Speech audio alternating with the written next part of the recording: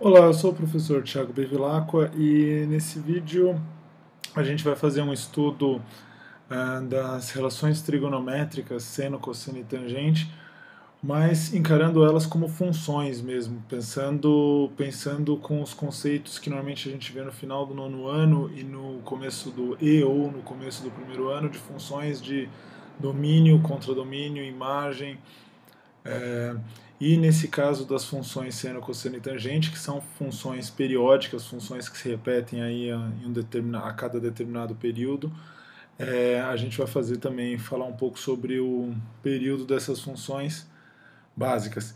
Isso tudo vai acontecer aqui em cima dessa construção do GeoGebra que eu deixei preparada e que eu estou usando em aula com o pessoal do segundo ano, tem funcionado bem, para a gente visualizar aí como é que funcionam como é que essas funções se comportam. E é importante também, primeiro que essa construção aí que você vê aí do lado, nesse lado aqui, que você vê aí do lado, vai estar disponível aqui embaixo na descrição desse vídeo. E é importante também que você tenha já uma noção legal de como se comportam seno e cosseno, seno, cosseno e tangente no ciclo trigonométrico. Tem aula disponível disso aí também no canal. Eu vou deixar o link aí para vocês verem se vocês tiverem alguma dúvida ainda. Enfim, nessa construção aqui, eu tenho do lado direito aqui em cima eu tenho um ciclo trigonométrico, para a gente ter uma ideia. A ideia é que movendo esse ponto rosa aqui no meio, eu consiga visualizar como a função seno, cosseno, as funções seno, cosseno e tangente se comportam no ciclo trigonométrico e no gráfico aqui.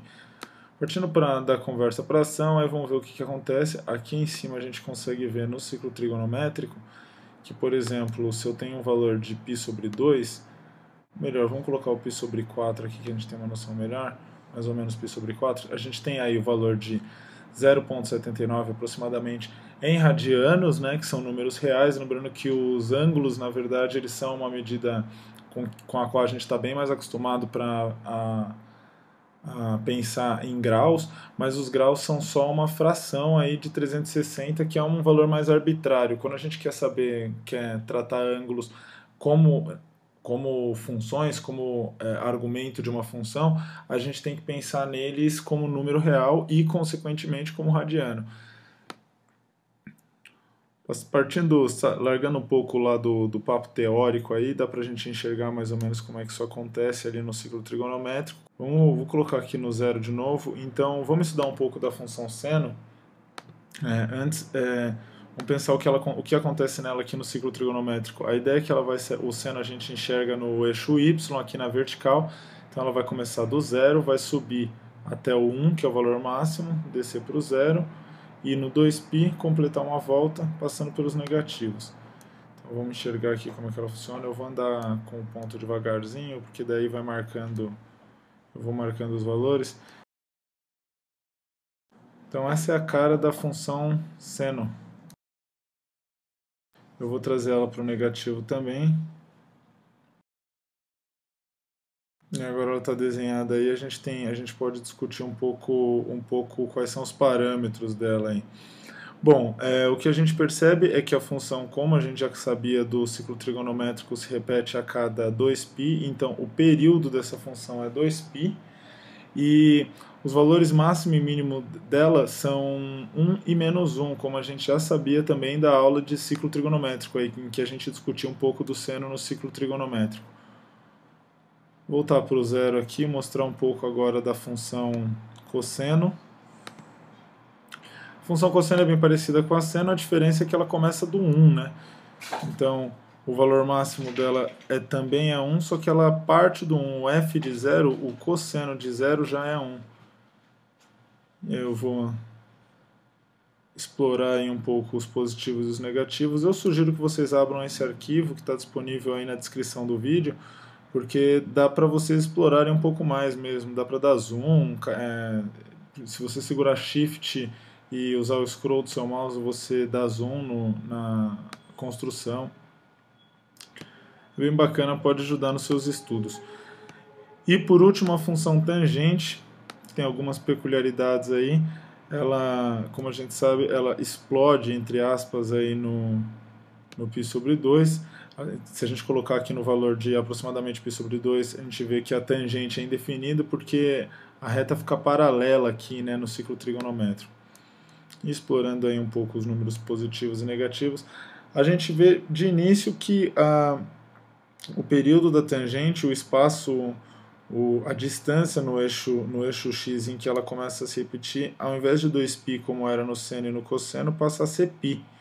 Então, a cada meia volta, a função tangente se repete inteira. Essa é a primeira observação que a gente pode fazer. Quanto à imagem, a gente tem na verdade, aqui a gente não consegue definir ela como um intervalo limitado, porque a gente usa mesmo o conjunto dos números reais inteiros. E a peculiaridade mais importante aí para você que está estudando para vestibular ou para alguma prova que pode cair nos exercícios, costuma cair nas questões, é a respeito do domínio da tangente. Eu posso dizer que a função f de x igual a tangente de x não existe para x quando x for o π sobre 2, o 3π sobre 2 ou qualquer arco equivalente no ciclo trigonométrico.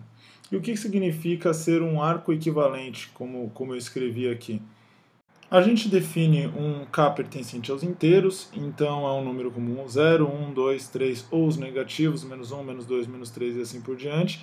E aí eu digo que para essa função f de x, o x não pode ser π sobre 2, mas quantas meias voltas eu quiser para frente ou para trás no meu ciclo trigonométrico, ou seja, mais k vezes π. E aí eu uso esse meu k genérico aí, que é um número inteiro genérico, que é quantas meias voltas eu dou aí para frente ou para trás do meu primeiro arco, e digo que o domínio dessa função, então, é igual ao conjunto dos x pertencente a R, tal que x é diferente de π sobre 2 mais k vezes π, k pertencente aos inteiros.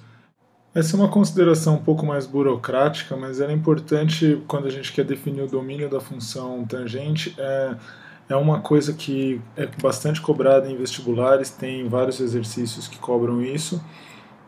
E no próximo vídeo a gente vai continuar esse estudo falando um pouco de como alterar essa imagem aí, as imagens das funções seno e cosseno e o domínio da função tangente, como é que a gente deforma e desloca essas funções trigonométricas aí.